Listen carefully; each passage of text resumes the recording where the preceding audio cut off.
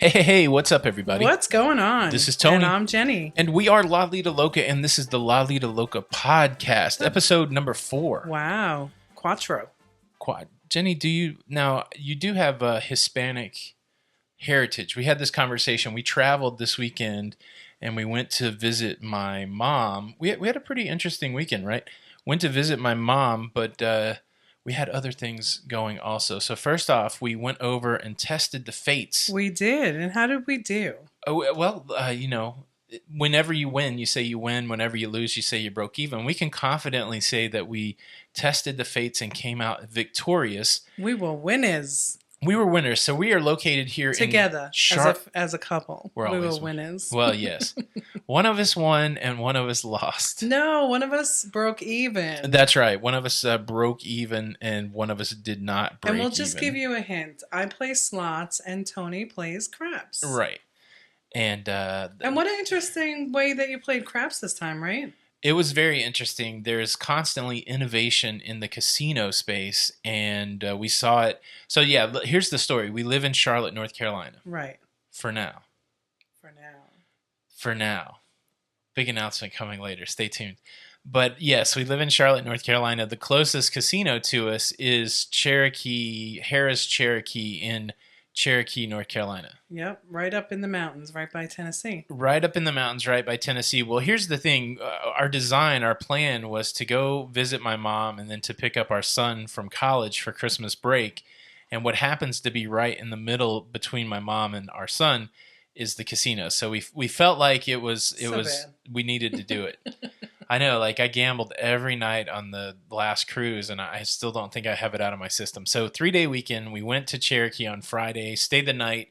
We slayed the casino. We took them for every bit of money that they had, or just at least a little bit of money. And I tell you what I like about that casino there. They have a noodle bar. Yes, it was great too. I love noodles. I don't know why. Like I love Asian noodles. I had some pad thai, and you had a wonton soup. Yeah, which was delicious. It had chicken and shrimp in it.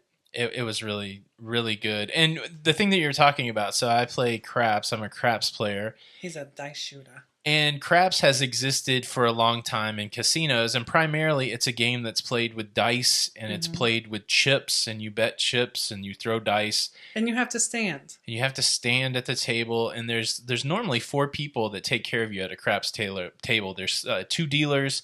There's a stick man. He's the guy with the stick.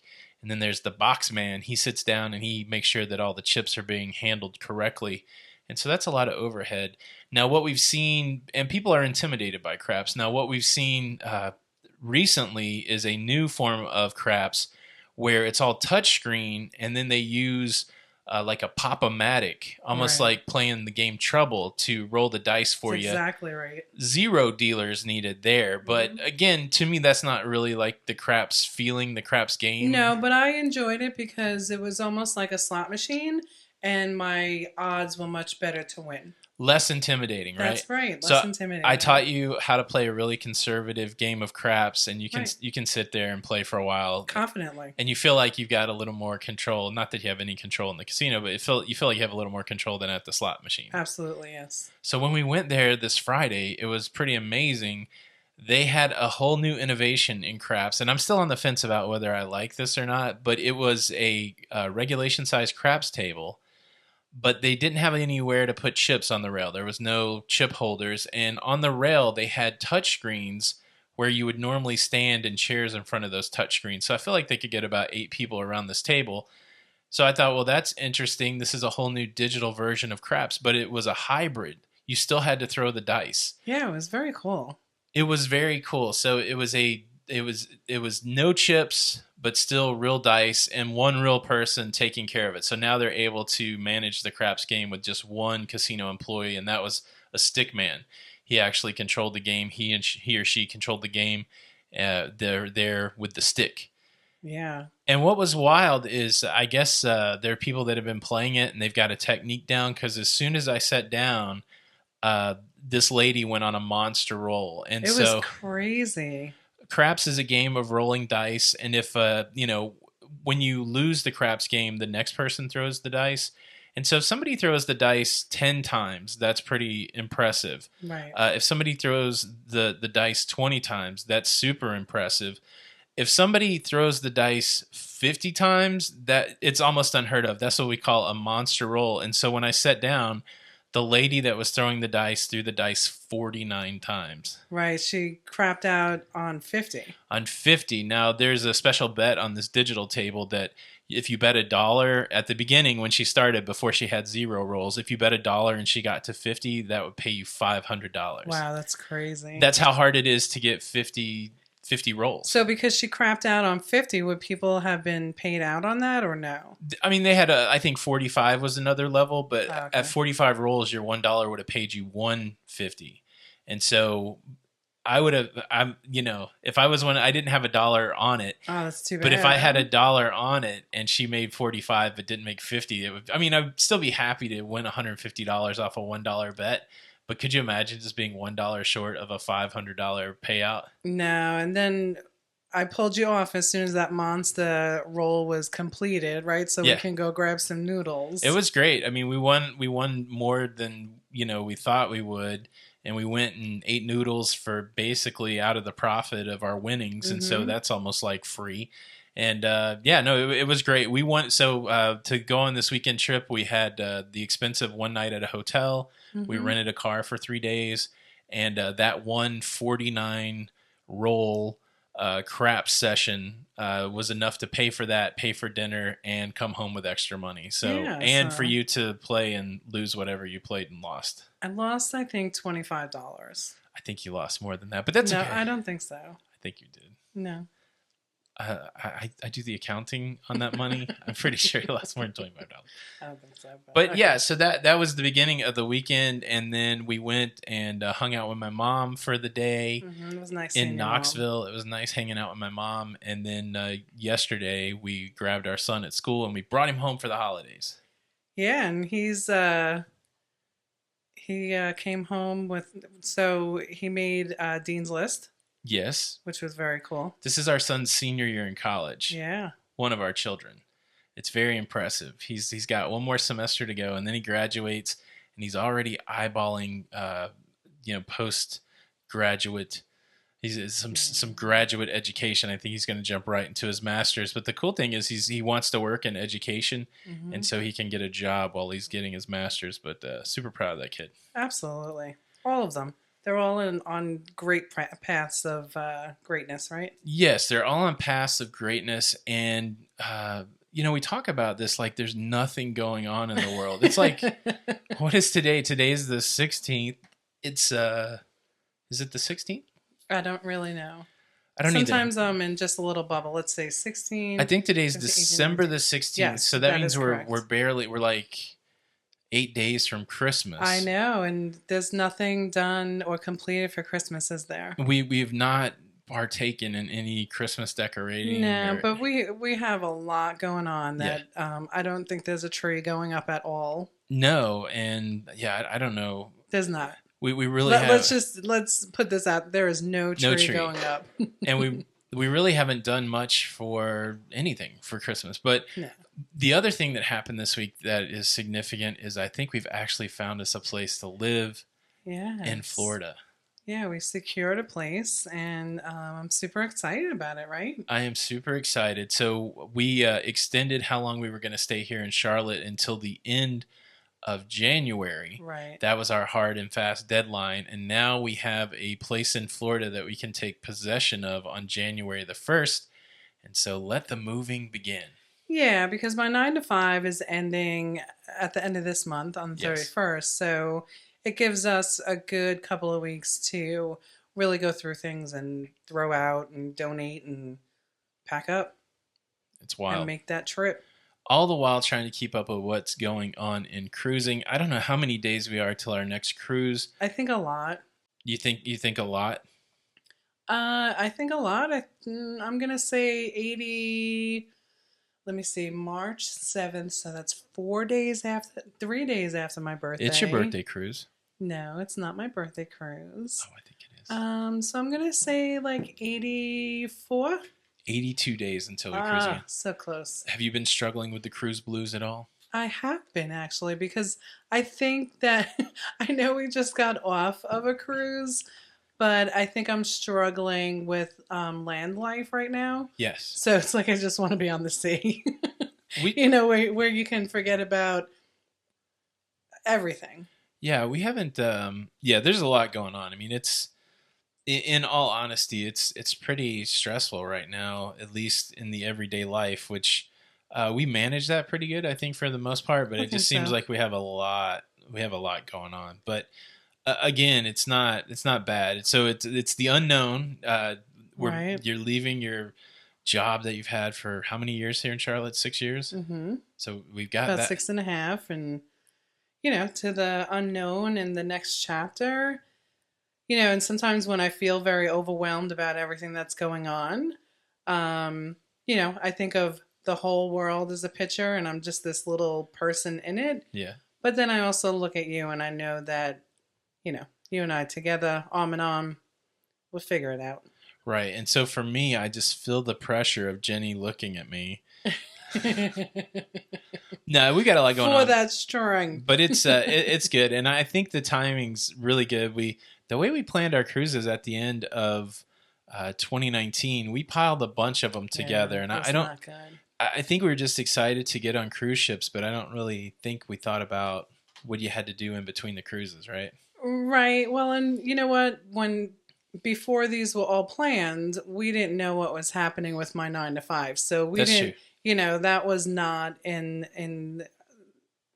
that was not in the calendar book. Right.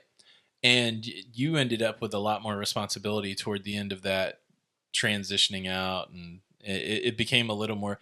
Your 9 to 5 was super manageable, but in the chaos of company being sold and you needing to help with the transition, it became busier, right? Yes. So we got that. And so one of the things we're going to talk about in today's podcast is we're going to talk about how we go about choosing the cruises that we go on. And it's really an interesting process that we go through. So we're going to talk about that a little bit. We are going to talk a couple news stories that have been pretty prevalent in the cruise news this past week. And really just we're really just trying to make our way into this move. We're trying to make our way through Christmas, and we're trying to make our way 82 more days to the next cruise. Just a heads up, our next cruise is on the Carnival Panorama. It is. And so let's start out of California. Out of California, going to Cabo, Puerto Vallarta, right, and Mazatlan, I think. I think I butchered all three of those names. Like Mazatlan? Mazatlan. Like matzo? No, not matzo ball soup. That's one of my favorite, actually. What is matzo ball soup? It's what's the big matzo ball made of? Matzah. What is matzah? Is it like corn, or help me out? I think it's just matzah. It's like a bread base kind of, I guess.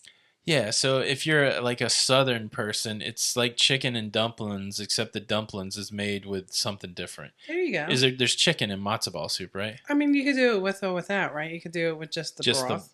Yeah, but it's like a chicken broth, right? Hey, that's a really good comparison. Oh, yeah. Of course.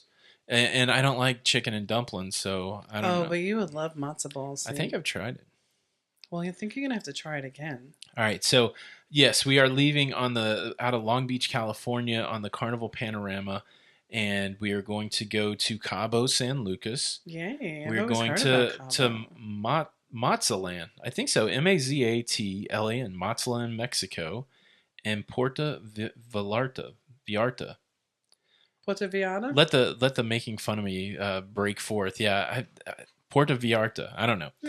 But yeah, we are going to check that out. Looking forward to it. One of the big stories last week was that there was the naming ceremony for the Carnival Panorama. Right, and the godmother was there. The godmother, Vanna White. Yes, and all of the upper people at Carnival. There was a lot of celebrities there. So first we'll give a shout out to our fellow cruising content creators. Now, we have some friends that went out there. Our friends from the YouTube channel Sharon at Sea. Right. We're doing a group cruise together just in less than 365 days. We're doing that in October. And then one of our inspirations for making cruising videos is Sherry from Cruise Tips TV. Right. And I saw some pictures. I was super jelly. I saw some pictures of Sharon at Sea with Sherry from Cruise Tips TV. And Cruise Tips TV, they have a podcast also. Mm-hmm. They also have a YouTube channel. And Doug from Cruise Radio was there also. Doug from Cruise Radio. We've got Come on, Carnival. Where was our invite? I don't think we asked, did we? Would you have flown to California? That would have been a long flight for the naming ceremony. I mean, we are in the middle of moving, but Jenny, we probably could have. I'm trying to cultivate my image as a hermit. I don't want anybody inviting me to anything. Don't try to get me invited to these things. I mean, I would have loved to be able to, see Guy. There is a great picture of Doug from Cruise Radio and Sherry from Cruise Tips TV together, and so. Yeah, super jelly. And then what I really got jealous about was our friend Sharon at Sea got a picture with Guy Fieri. I know. And would you like to meet? Jamie was in that picture also. Yeah, our friends from Sharon at Sea. Oh yeah, Jamie and Sharon. Would you like to meet Guy Fieri? What would you say to Guy Fieri? I mean, what would I say if we were together? What would I say to Guy Fieri? I would have rather, So we've met Doug. Yes. And I mean, I think it would have been more exciting for me to meet Sherry and Sharon and Jamie. Yes, absolutely. That's why I mentioned them first. But I would have loved to walk up to Guy Fieri and with you and just say, "Hi, Guy. It's nice to meet you. This is my wife, Jenny. She doesn't like the burgers on Carnival Cruise Line." Oh, that would have been. I would have thrown you right under the bus. How dare you? But I don't know how closely you looked at the pictures of the naming ceremony. There was also another culinary legend there that I really would have liked to meet. Who was Emerald there? Emerald Lagasse was there. Oh no, really? That would have. I didn't see anybody with pictures with Emerald. I don't know if he was making his way around the cruise ship, but at the naming ceremony, I saw him there next to Guy and. See, I would have loved. I would have just loved to walk up to him, and I'm sure he gets all the time and be like, "Bam, bam, bam." It looked really cool. I mean, so the panorama is a big deal because it's one of the first cruise ships to be home ported on the West Coast, like a brand new cruise ship. I think in like over 20 years, and so that's going to open up a lot of brand new kind of big ship cruising for people on the West Coast to get people there. Well, and also in big news is that the Allure is going to be going out of Galveston. The Allure of the Seas, Royal Caribbean, one of the Oasis class seas, they are going to be going out of Galveston, which is really a nice competitive option. I really feel like Carnival has, Carnival home ports the Vista out of Galveston. Right. And so I feel like Carnival, and of course the Oasis class is much bigger than the Vista class. And so it's big. It's awesome. It's big ship versus big ship. But that's what I was thinking. So we've been on the Carnival Vista. So the experience on the Panorama will be very similar. I mean, it's the same class of ship. Right. It'll be like when we were on all the fantasy classes. Yeah. Right. There'll be little differences here and there, but not much. So I'm looking forward to that. So 82 days until we make our trip to the West Coast. Now, we were kicking around some other options for the West Coast, maybe spending some more time out west.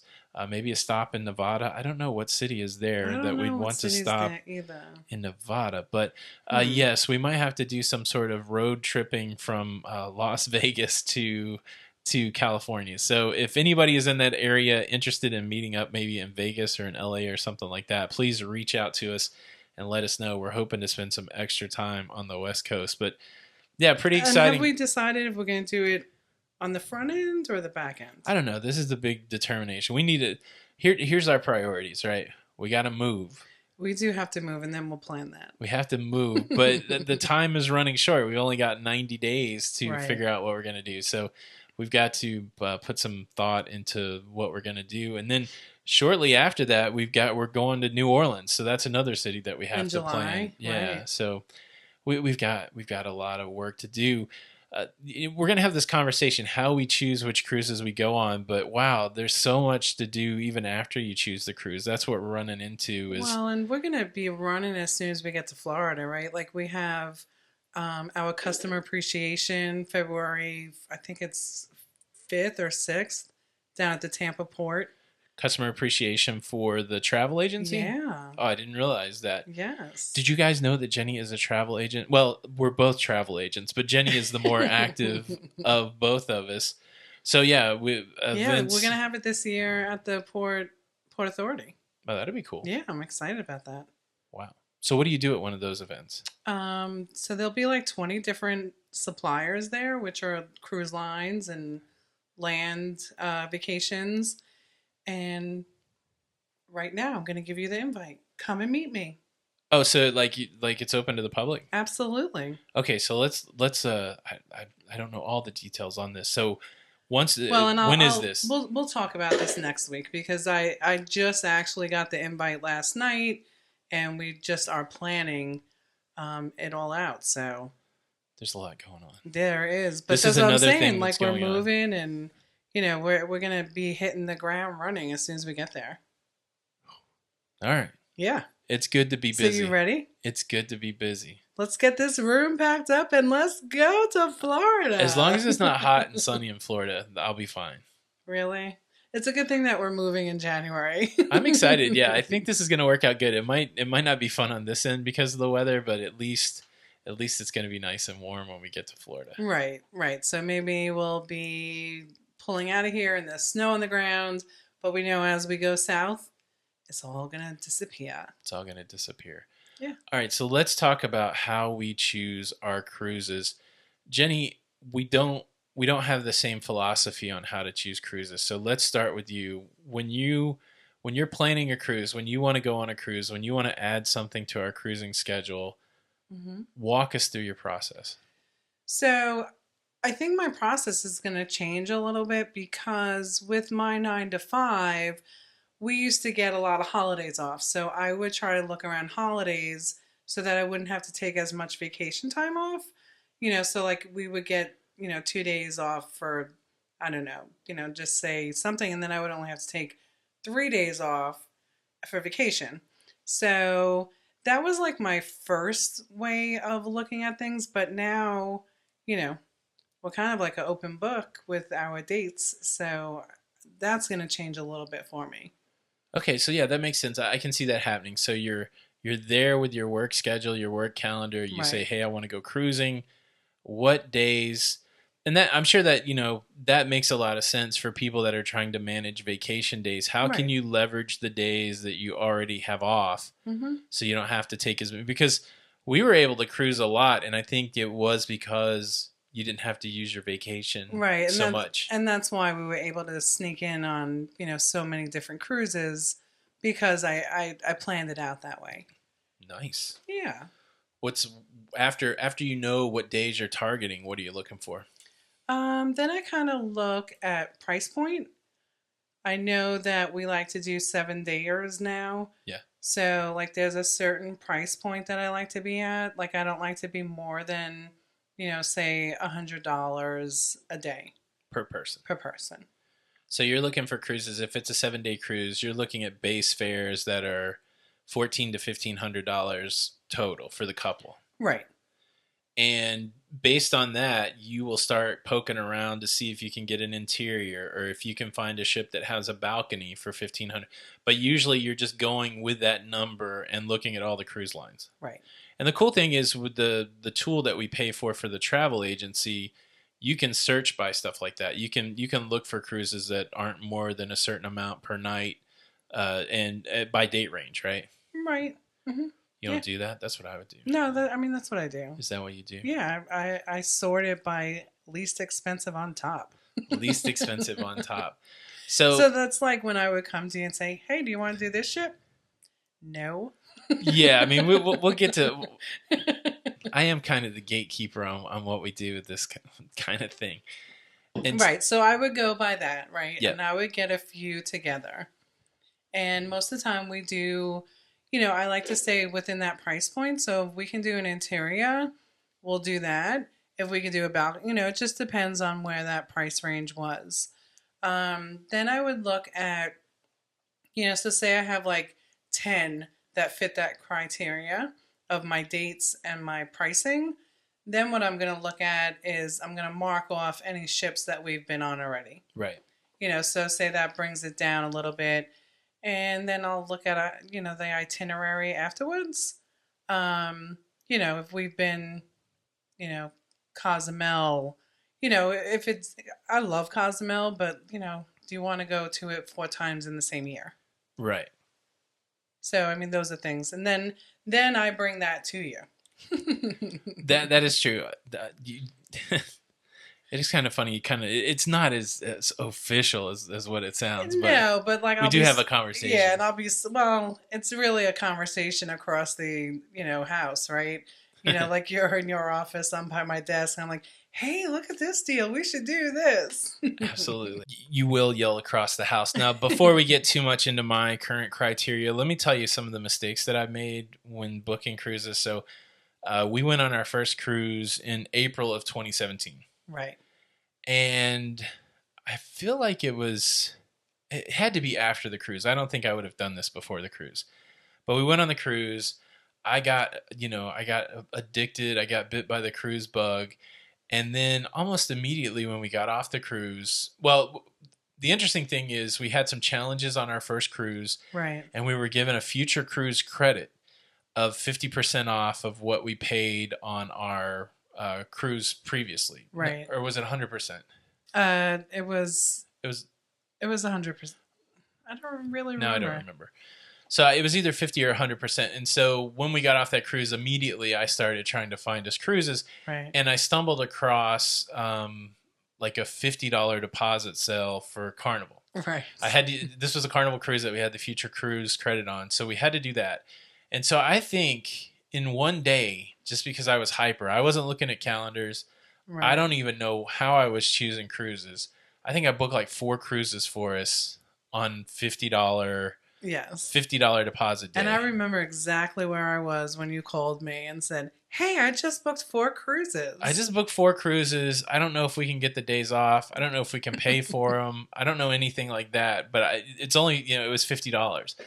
And I think out of those 4 cruises, we only went on one of them. That's correct. So that was my first lesson, is to not pull the trigger so quickly. And that was money lost. That was money lost. It was definitely a lesson learned. Yes, I paid to learn. But the thing that's exciting about cruising is that you can book way in advance and pay it off over time. Correct. And so this idea of, having something ready and, waiting for you is really appealing. But what I found out is that I wanted to go on different cruise lines. And I didn't really realize that in the beginning. Once we started making videos, and once we started growing the cruising community, and once we realized that there was a lot of people out there that, like more than just one cruise line, right, it became really obvious to me that we needed to cruise multiple cruise lines. And so this really became my first criteria now when we book a cruise. Is it a cruise line that we've been on before? And so I push really hard. When Jenny comes and says, I want to go on this cruise. These are the dates and this is how much it costs. And that's the first thing I'm asking. Well, have we been on that line before? Can we try a different line? And fortunately, now we've tried 5 different cruise lines, kind of following that philosophy. And so for me, we've almost tried all the major cruise lines. right. We still have like NCL that we need to try and Holland America that we need to try. And then the next thing is it a cruise ship that we've been on before? And if the answer to that is no, then we'll consider it. But if the answer is yes, I'm very hesitant to consider it, because part of the philosophy of like creating this community is gathering up enough different information so that you can cover a lot of people, right? Exactly. So if we went on the same cruise ship 4 or 5 times, then maybe we're only helping the people out that are going on that cruise ship. But if we go on 12 different cruise ships at this point, maybe we have information that, spreads out a little bit. Right. And so I'm always pushing to go on a different cruise ship. I never ask about the price, really, You don't. I don't ask about the price. Very rarely do I ask about the itinerary. But now I'm at the point where I've cruised enough that I'm really interested in going on newer cruise ships. Right. Which does bring the price into consideration. It does. It really hurts my policy of booking cruises. Yeah, so I think the disconnect for us is you just want to go cruising, and I just want to go on something new. Like, more so than me just wanting to go cruising, I just want to see something new and different. Right, and it comes to a lot of it also, though, is my philosophy has changed a little bit, right? Like, I will go above that price range that we a budget. And because at first it was like I really wanted to get in quantity, Right. and now my philosophy changes a little bit, right? Like, yeah, I want quantity, but I also would like quality. Right. Yeah, I'm the same way. And we saw what it turned out to be in 2019. We went on a lot of cruises, and quality was good because we got to see a lot of different things. And we did go on some new cruise ships, like the MSC Seaside's fairly new, Carnival Vista is fairly new. I don't even know what all we went on this year. Well, we went on Celebrity, which was I went on the Spectrum of the Seas, which is a brand new cruise. Yeah, I mean you went international cruising. Yeah, and the Equinox is basically just refurbished, right? Right. And so we did get to see a lot of different products, but to me, I feel like I did too much at one time. This is what I'm thinking about. This 2019. past year, 2019 was a lot. And so even if cruising is like a 3 or 4 time thing a year instead of a 5 or 6 time, I mean, that does sound like a lot if travel is not what you're doing for your day-to-day, work, which, what we're doing is that. So going on 4 trips a year, going on 6 trips a year, that's not that abnormal for what we're doing. But we just got to do it to where we don't just stack them on top of each other. Right. Like this coming year, I think it's going to be, so we have Mardi Gras at the end of September, and then we have the group cruise at the end of October. Right. So I do feel like that is a little, it's going to be tight, a little bit tight. So, that's why I think that we are going to book something like the second week of December. Yeah. This way that can be our last hurrah of 2020, but I just don't know what that is yet. Yeah, and so the interesting thing about why those stack up at the end of the year like that, we do an annual Halloween group cruise, right? Yeah, so Lido Loca. That's going to be our 4th Halloween group cruise, and so that always has to be on the calendar. Right. Now, the thing that got us is the Mardi Gras is the newest ship that's coming out for Carnival this year, and so trying to follow that, let's go on the new ship philosophy. That's how we ended up on the Mardi Gras for its first U.S. sailing. And so, unfortunately, that's what's going to stack us up. And that's going to be a really busy time for us. But right. Well, this coming year is going to be our 3rd annual. And then our 4th annual is going to be actually on the Mardi Gras. On the Mardi Gras. That's what I'm thinking. Yeah. Well, I'm super excited about Mardi Gras, right? Like, I'm hoping that, so Emerald actually has a restaurant there. Emerald, come out to New York City. Yes, that would be great. Yeah, I don't know. I don't know if they're doing. I don't know how that works because I know there's going to be a transatlantic first, but I don't know if there's going to be like a U.S. naming ceremony. That would be kind of. Yeah, I don't think so, but we'll see. Hopefully they'll do something. I'm sure they'll do something. You got to get us invited to that. Oh, I will. You got to get in. I'll do it. Got to do it. And so that's going to be. If I have to roll out our own carpet. And Panorama is a fairly new ship too. So yeah, I'm excited to jump on that. Right, that's going to be interesting. Yeah. And then those are we have 4 cruises so far this year, right? Or coming up in 2020. So yeah, 2020 we have March, the Panorama. July we have Majesty of the Sea out of New Orleans, which is going to be so much fun. And then we have Mardi Gras and the Breeze, but the Breeze is going to be so. I know. It is. So the Breeze is going to be our first 8-dayer. Yes. And there's going to be so much of our community there. It's going to be so much fun. But that is also going down to Southern Caribbean. Right. So yes, we are doubling up on a ship that we've been on before, but we're going to be to, ports that are just going to be so much. I just can't even wait. To be honest, so the cruise on the Breeze we're doing with our friends Jamie and Sharon at Sea and their son Matthew. They asked us to do that cruise with them, and if they hadn't asked us to do that, I would not be going on that ship again. No. Not whether I like the ship or not, I just wouldn't have doubled up. And so for Sharon at Sea, for our friends at Sharon at Sea, we are going to double up. So that's one criteria that's a little different this year. We're going on the same cruise ship, the Carnival Breeze. The other thing, you mentioned the Majesty of the Seas. That's an old cruise ship, and that's it is the oldest in their fleet. Yeah, so that's not something I necessarily would have picked, but I mean, let's talk a little bit about how we arrived at the Majesty of the Seas for our summer group cruise. Okay, so we wanted to do something that kids, teachers, people that had off during the summer could join in with the group cruises, because that was the feedback that we were getting from the community. Right. Was like, hey, I'm a teacher. I can't really jump on these things. So that's how we arrived at something in the middle of cruising season. Yes. Well, and that's the thing. We don't always, our kids are grown. Mm-hmm. And so, I like cruising with adults. I have nothing against kids, but, since I'm not in that game so much anymore, I don't necessarily like to have cruise with a bunch of kids. Right. But we do have people that, like you said, the only time they can go cruising is in the summer. And so we started looking for a cruise that met a lot of criteria. So right. when Jenny said, let's do a summertime group cruise, I said, well, here's what we got to do. We got to go out of New Orleans at some point. Right. We need to go to Perfect Day at Coco Cay. So that put Royal into the mix. And we need to do it during the summertime.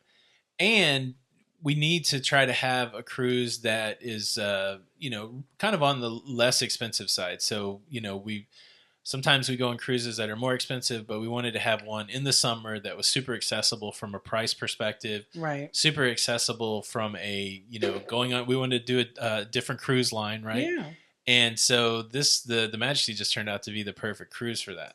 Well, and also, it just was like icing on the cake that Key West is there. Key West, so yes. The community could come to Key West. Yes. If you are a longtime follower of Lido Loca, I have a love-hate relationship with Key West. Probably the biggest fight we've ever gotten into it was on our very first cruise. That's a whole interesting thing to talk about, how cruising. I don't want to get into it too much now, but we definitely have to talk about that. I was thinking about the argument that we had in Key West on our very first cruise. Right. And that was kind of a defining argument for us, because I think coming out of that argument is when we really realized that you could cruise any way that you wanted to. Because I was being a big baby, because I thought that, it was give and take. I thought I would do some things that you wanted to do, and I thought you should do some things that I wanted to do. And I was being really immature, thinking, oh, I'm not getting enough of that. I'm not getting enough of, people should be doing what I want to do. I mean, we were traveling with other people, and I felt like all I was doing what other people wanted to do, and not enough people were doing what I wanted to do. And then I finally had that epiphany, because we had this fight, and I hate when we have fights, because it's like, why am I fighting with you? Like, it doesn't make sense. And a lot of it sometimes is when I'm being a little immature. And I had that epiphany that we can all do whatever we want to do. Right. And it's no big deal, because we're going to be hanging out with each other doing something later. And that was so contrary to the way most land-based vacations were. Most of the time, right. You're just stuck doing whatever somebody else wants to do, or you're persuasive enough to get people, or whiny enough to get people to do what you want them to do. And let's just go do that so he doesn't open his mouth, right, or she right. doesn't open her mouth. And so that was an interesting thing. And then we have this whole lobster roll saga with Key West. This back to Guy Fieri. Thank you, Guy Fieri. Watching Triple D, diners, drive-ins, and dives, or whatever that show's called. He went to a restaurant there that has lobster rolls, yeah. And our tour guide told us about it, and we weren't able to get a lobster roll because they closed by the time we got back to the place. And then we made another trip to Key West, and I forgot my money, yes. And missed out on the lobster roll. So that's the long way of saying maybe we can put the DJ's lobster roll saga to an end on our group cruise this coming summer, and do it with a bunch of locafam. So DJ, we're coming. We're going to overrun the Clam Shack. That's right. I wonder if we need to make a reservation. We definitely should reach out to them before we bring 20 or 30 people yeah. or 50 people. Yeah, because it looks like it's small. Like I couldn't get past the cashier. Right. But it does look, we may have to call and make reservations. So that's gonna be really fun. And I know we're talking about some group cruises during this planning, or how we plan our cruises. So if you're interested in seeing where we're going on group cruises, go to our website, www.lalidoloca.com/group cruise, and you can see the schedule, and we can get you plugged in. But yeah, so I'm super excited. So I think that really covers how we pick the cruise that we right. that we go on. And How about cabins? Do you want to talk about how we choose a cabin Yeah. or The first cabin. How did we choose the first cabin? I don't so I just think that you booked it, right? Like Did we I book didn't that first cruise? you did. Oh yeah. Yeah, and I think that we didn't really know what we were doing. 100%. We didn't know what we were doing. Although it worked out to be fine. Fortunately. Like I look back now and I'm like, I would have never picked that room, but I'm glad that we experienced it, Yes. right? And a lot of times I will like to take the crapshoot, and just get a guaranteed stateroom. Yeah, so if we're going back to talking about your budget option, one of the ways that you can get a cheaper stateroom on a cruise is to take what's called a guaranteed cabin. And Right. a guaranteed cabin is you pay for a certain kind of room. So you might pay for a balcony or you might pay for an interior, but for a lesser price, you don't get to pick where that room is. That's right. And it really is like you don't It's a know what it is, crapshoot. like a crapshoot. So on the first cruise, I probably didn't even look at the deck map. I probably said, "Give me an interior." I'm pretty sure we were And it trying to was go. level of money budget at I'm that sure we were point. just going as cheap as possible. Yeah, Yeah. I'm sure the booking. Jenny's like, "Oh, we got to go on a cruise." Yeah, fine, I'll book it. Right. I don't even. Yeah, so I jumped on. I booked on the website. I said, "What's the lowest price?" Give me the lowest price. They picked the room out, and so on our very first But cruise, we were excited, right? Because we got a porthole for the interior price. yes, I thought So we're like, oh, that's great. I thought I'd done something good. Yeah. I didn't pay for the room with the window, but I did find a room that had a porthole, and it was like at the very front of the ship. It was. It was on the very bottom of the ship. I think it was on deck 2. It was on deck 1. Deck It 1. was the lowest level you could go. It was as low as you could go on the Carnival Fantasy, which is a smaller cruise ship, anyways. And so our first cruising experience had a lot of motion. It was R20. Yeah, R20. We were on the bottom there, and we were so close to the front of the ship that you could feel every wave that ship broke through. And hear it Smashing against the side of the ship. Super rocky. The cool thing, I heard the anchor in the morning. It was a nice wake up call. The cool thing is we found out on that cruise that we don't get seasick. Yes. Because of any cruise that we've been on, that one primarily, we probably should have gotten seasick if we were going to get seasick. I agree. And so we did not get seasick. But then shortly after that cruise, before we picked the next one, we started having this conversation where you should be on the cruise ship. Right. We did some research and primarily to share that information out with people in the community. And now we have a different room picking criteria. And we give different advice for when we're talking to people. The first thing that we normally ask people that are like, what cabin should I pick is, do you get motion sickness? Absolutely. And so if you're talking to somebody and they say they do get motion sickness, usually where do you recommend them being on a cruise ship? I try then to put them mid-ship, mid-deck. Right. Yeah. And big ship versus small ship, I think it's fairly consistent that big ships have less motion because of the stabilizers and the size of the ship. And so, yeah, we try to get people that say, look, I get sick in the car. We try to push them toward getting on a bigger ship and then getting middle. But for us, it doesn't matter. So when we're picking out our personal room, our personal cabin, the primary thing, and I think we're both the same this way, is what are we close to? Exactly. My only hard and fast rule, and this isn't a hard and fast rule. I'm always looking for something with an even cabin number. Right. I don't feel like I'm superstitious. I do just like even numbers better. I've stayed in odd number cabins, so it's not a deal breaker for me. But the thing that is a deal breaker for me is I want my cabin to be between floors of other cabins. Right. So I want a cabin on top of me and a cabin below me. Right. And our criteria with picking a cabin has changed a little bit, right? Like I think that we like to be, by a certain elevator or, easy access to the casino, but yet also the theater. Right. So it just really depends on where all those things are located on that certain ship. Yep. Where we'll get our cabin at. Because of us knowing that we won't have much motion sickness and, that kind of stuff. I mean, listen, it can always happen, but, we're less prone to it.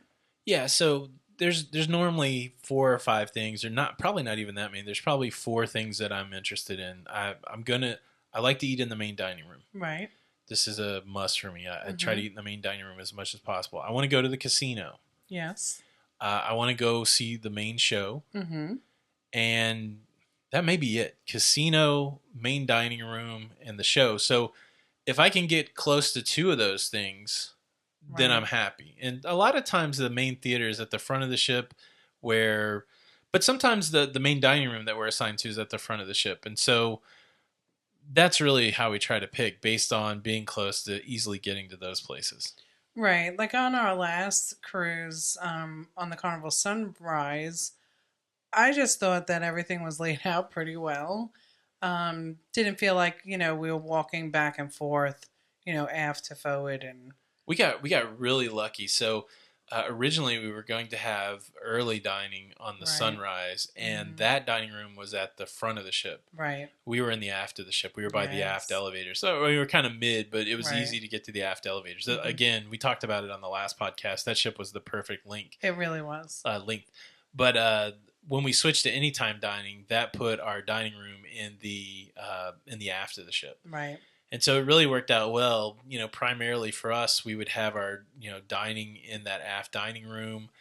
We would sneak up to the buffet with your mom and Frankie Poo Frankie Poo. for breakfast, and it worked out perfectly. The only time we really had to walk was for the shows, and we were real close to the casino. So that's where I'm at. I want cabins around me. I want people around me.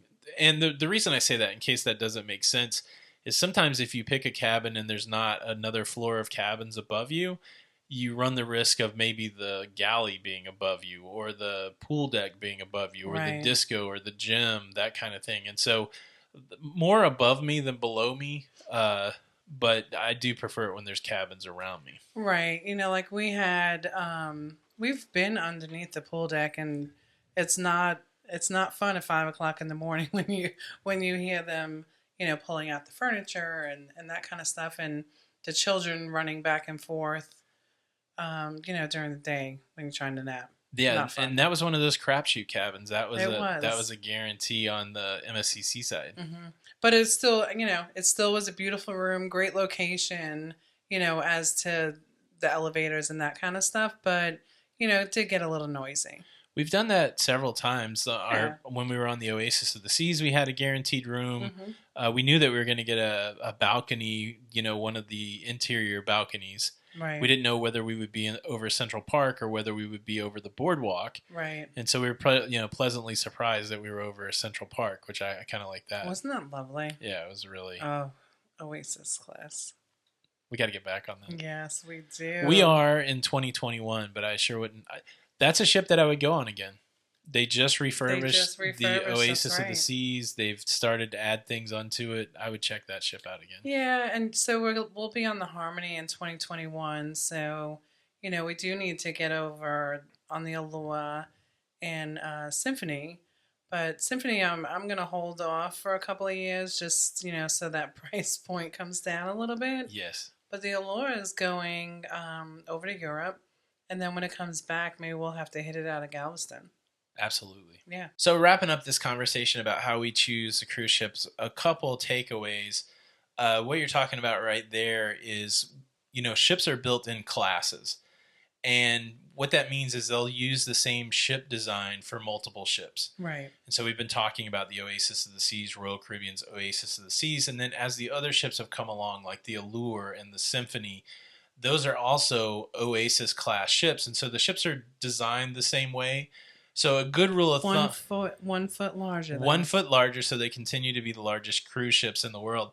But a good rule of thumb is if you are budget conscious, to go back a couple ships in the class, and you're going to get a very similar experience to a brand new ship that's coming out, but for less money. And so like the NCL Encore just came out. That is part of the same class of ships, I believe, as the NCL Bliss. Right, and the Joy. And the Joy. And so once the Encore comes on the scene, the pricing for the Joy and the Bliss are a little less than before the Encore came out. Right. And so it's a good way to get to try a new ship, but not necessarily have to be on the newest ship. Right. I was listening to Elvis Duran this morning. And, DJ from Z100 in New York. that's right, on iHeartRadio.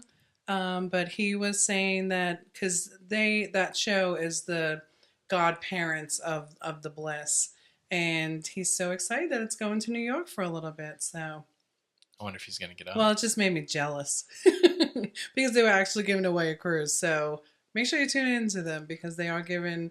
Today they gave away a cruise. I'm assuming that they're giving cruises away all the way up until Christmas time. Oh, wow. Yeah. I wouldn't mind winning a free cruise from That's Elvis right. Duran. Yeah. iHeartRadio if you're not in New York, Z100. Anything else like when you're trying Tell to... Elvis that Jenny says hello. I know I'm probably your most demanding customer, but are there any other tips and tricks that you like to lay out there when people are trying to pick which cabin they want? And I wouldn't, so there's a lot of different things, right? Like, so I go back to my price budget, so like I can look something up, and if there's a group pricing or if they're running a really great special, like right now, Princess has free gratuities and free drink package and free Wi-Fi. So if I'm going to add that into on the back end, of my sailing, like X amount of dollars, I'm going to take all of those things into consideration. So I may go, above that $100 day. Yeah, I think that's a great point. We've talked about it a little bit before. We call it the total cost of cruising. Right. And sometimes the marketing for the cruise lines, they will entice you with the lowest price per night for a cabin. Right. But like you're saying, some cruise lines give things included that you have to pay extra for on other lines. Right. And really, if you want to do yourself a solid, if you want to do the proper, evaluation, you're going to want to add those line items in to see if, say one cruise line has a $100 per night cabin. Right. And then another cruise line that might be perceived to be more expensive has a $120 per night cabin. But the person, the cruise line that has the $100 cabin, they charge you for alcoholic beverages, or they're charging you for Wi-Fi, or they're not giving you free specialty dining. Then it becomes more expensive than the $120 cabin. Right. And that's it, right? Like I'll have clients call, and I know this is going, off topic a little bit, but like I'll have clients call and say, listen, this is what I want. And they know exactly what they want. But then I'll have clients, hey, can you figure out a couple of things for me here? So I had someone that was extremely loyal to one cruise line, but the same itinerary on a newer ship, it came out to like $2,500. But at that point, that cruise line for a balcony, that cruise line was giving away $500 onboard credit, free drink package, and there was a couple of other things that were thrown in there that it really brought, free gratuities, really brought the pricing down to well under $100 a day. Right. Per person. Yeah, that's, that not to toot our own horns too much, but that's an advantage of using a travel agent, is somebody that can easily compare those things for you. Right. I mean, the tools that you have access to, the tools that we can have access to, we can pull multiple cruise lines into a comparison and really kind of figure out what the best price is. Where if you're doing that on your own, there are some websites that help you out with that. Absolutely. But for the most part, like when you do a mock booking, you're kind of going to the website of the cruise line you're interested in. And then you got to save all that information and try to compare it with another cruise line. So I'll just make the pitch here. I mean, using travel agents doesn't cost you anything, or it shouldn't.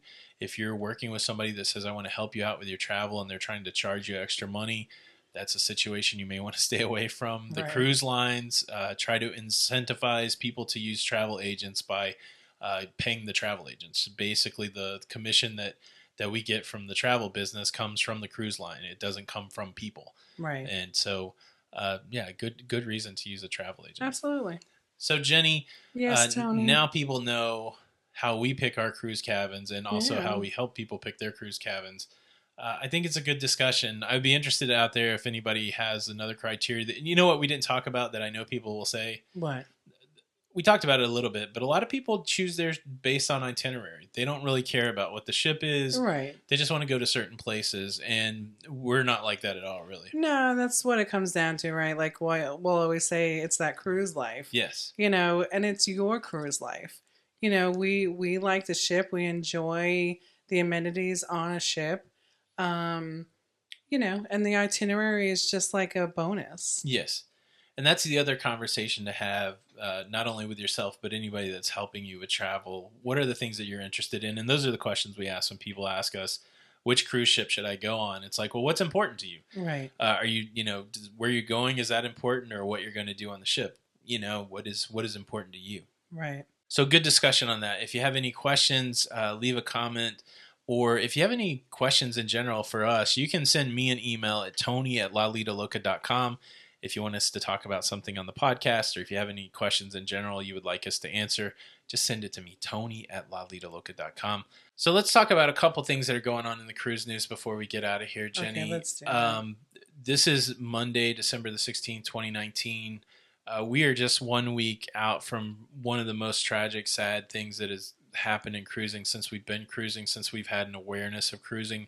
Right. It was 1 week ago today that White Island, which is an active volcano off the coast of New Zealand, unexpectedly exploded when there were cruise passengers on that island. It erupted. Yeah, so horrific. 40, I believe it was 42 passengers were on White Island.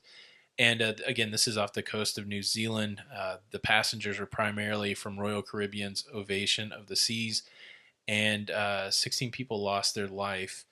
I believe 24 people injured, continuing to receive treatment, and then 2 people are unaccounted for. And this was a ship excursion. This was something for $320, and it's something I probably would have done, right? It sounds really interesting to go to an active volcano, but yeah, just man, it's so sad. Like I spent all week thinking about how sad this is, and just thinking about the tragedy and what people are going through on that cruise ship. The Ovation made it back. It started in Sydney, Australia, so we had a lot of people from Australia that were affected by this, and of course New Zealanders. There was actually some Americans on there that were affected by the tragedy, but the ship just made it back to Sydney today, and I can't imagine being on that ship after the tragedy and just everything that people are going through. So just wanted to really just offer our prayers and condolences to the people that are going through the tragedy, and then just try to uplift the ones that are still dealing with it, and just kind of a shout out to the cruising community to, pull together in the face of this. It's who can predict that they have science that says, okay, we see seismic activity, we see possible volcanic activity. You can't predict when a volcano is going to erupt. No, listen, there's been a lot of lives lost since we've been in the cruising community. And I think this was just because it was multiple, it was just very sad. Very sad. And so we wanted to mention that. We did mention the Carnival naming ceremony for the Panorama, which is a pretty cool event. And then I have one story that I wanted to share with you that not necessarily cruise related, but travel related. Okay. The headliner, plane passenger gives first class seat to 88-year-old woman, makes her dream come true, and no one asked him to do it. So this is a Virgin Atlantic plane flight that recently happened, and one of the flight attendants actually shared the story on her Facebook page. She tells the story of this young man who, while in the airport, met an older 88-year-old lady who flies to New York. They didn't say what the city of origin is, but she flies to New York to see her kids, and she had recently been recovering from an operation on her knee. And somehow during this conversation in the airport, the man was so moved by getting to know this 88-year-old lady that he gave up his first class seat. And this is one of those nice first class seats that have the reclining chair, and it's got your own little cubicle. And he sat in economy. So he paid for first class. He gave this 88-year-old woman her seat, and he went and sat back in the back by the bathrooms, and he didn't say anything to anybody. The flight attendant said that he made the arrangements. They surprised the lady with the seat, and he sat at the back of the plane for the duration of this flight and never asked for anything, never complained, and never made a big deal about this. And so it's a heartwarming story to me. The flight attendant said the lady was just giddy. that when she tucked her in at night and put her to sleep on this flight. So it must have been a long flight.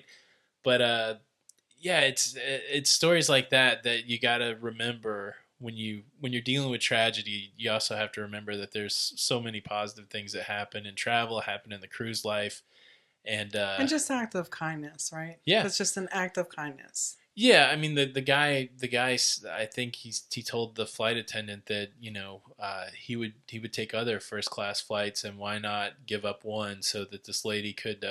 Apparently, it was her dream to be able to fly in the front of the plane. Aww. I mean, you hit the nail on the head. Not every one of us can give away a first class seat, but we can be kind to each other, right? Absolutely. One of the things that's frustrating, so we have another friend that makes travel content, Don Terrace from Don's Family Vacations. I know you haven't seen the video today, but there are some passengers that have just come off of that ship, the Ovation of the Seas, down there in Sydney, Australia. A little bit, they're complaining because they missed a few ports because of this tragedy. Oh, please don't tell me that's true. And it really made Don mad, and it was... and I understand why it made Don mad. It's interesting. Everybody has their own story. Everybody's going through their own thing, and I can understand being disappointed in your vacation, but it seems like there's some situations that should rise above your desire to complain. Well, and listen, I get it, right? Like you plan a cruise for sometimes, 2 years out, and it could be that that's where every penny that you've worked hard for is going, right? But the bottom line is people lost their lives. Yeah, I mean, and you have to, as a human being, you have to put that a little bit maybe before yourself. 100%. I mean, that's all I kept thinking when I read some of those quotes of people complaining. I'm like, dude, you came home. Right. Like some people didn't come home, and you'll cruise again, and you'll be with your family for the holidays, and yeah, there's families that are going to be struggling this holiday. So I was really relieved to read that story of the man giving up his seat, and it really challenges me to say, like you said, what can I do to be kind to somebody? What can I do to maybe make somebody's day better? Right. And so I think that's I'd rather end it on that high note than it's a challenging thing. We're very fortunate. Anybody that can go on a cruise is very fortunate because not everybody can go on a cruise. Right. And so I think you just got to take it with a grain of salt. You got to count your blessings, and you got to realize that that you're fairly lucky, I would think. Absolutely. So. Well, thank you so much, everybody, for listening to the podcast. You could help us out if you would like to leave a review wherever you listen to podcasts. If you're on iTunes, please leave us a review. And 5 stars. And a rating. We've got a lot of stuff going on at Lido Loca. We would invite you to watch a video presentation of this podcast. This podcast has its own channel on YouTube, the Lido Loca podcast channel. So if you want to see us talking about the things that you're hearing in your ears, please come over there. And if you want to see some of our cruising content that we do almost every day, go to our main channel, the Lido Loca Cruising channel, and make sure you subscribe. Facebook is a big place for us. We have a cruising community, the Lido Loca Cruising Community. We would invite everybody to come over there. We're moving close to having 10,000 people in that community. So if you have questions about cruising, if you're looking to meet somebody new, if you want to just goof off, you can come to the Lido Loca Cruising Community. And thanks so much for listening to this podcast.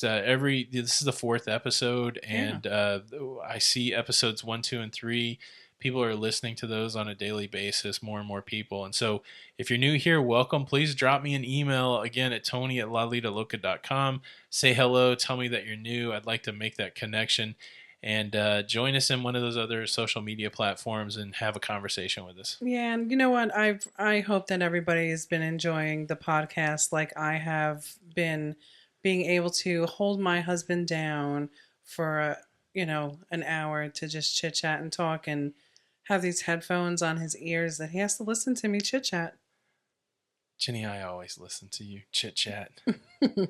I'm excited though that we have it on tape so that we can share it with our kids and make them listen to us chit chat. That's right. I tell you what, the last story, and then we're getting out of here. On that road trip home, Jenny looked at me and said, I know we both listened to the last podcast. Do you think we should play it so our son Gregory can hear it? I was like, that kid does not want to listen to the podcast. Don't put that on. But that's the beautiful thing about being a parent, is making your kids do things they don't want to do. Right. Well, listen, thanks for taking us along with you, and I hope that it makes your travel time to these ports that much shorter and your day at work that much brighter. Now you got me curious. Where are you listening to the podcast at? Send me some feedback on that. I want to know where you're listening to the podcast at. Okay, that's the last. Right, because if you're listening to at work, go back to work. No, don't.